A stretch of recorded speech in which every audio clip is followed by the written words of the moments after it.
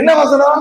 நீ பாவம் பண்ணினா ஒரு காளையை கொண்டு வா, நீ இப்படி ஒரு தப்பு பண்ணினா ஒரு வெள்ளாட்டு கடாவை கொண்டு வா, ஒரு செம்மறியாட்டு கடாவை கொண்டு வா, நீ இப்படி ஒரு வீட்டுல ஒரு அற்புதம் நடந்துச்சுன்னா நீ புறாவை கொண்டு வா. பைபிள் வசனங்க, வேதத்தின்படி செய்யறோம். என்ன பண்ண போறீங்க?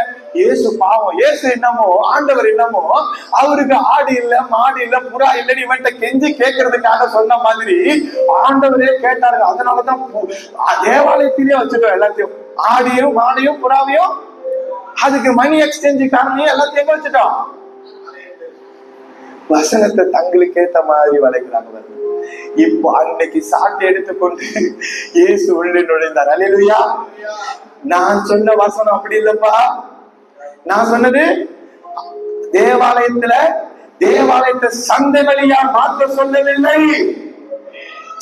தேவாலயம் உன்னை சுத்திகரிக்கிற இடம். அல்லேலூயா.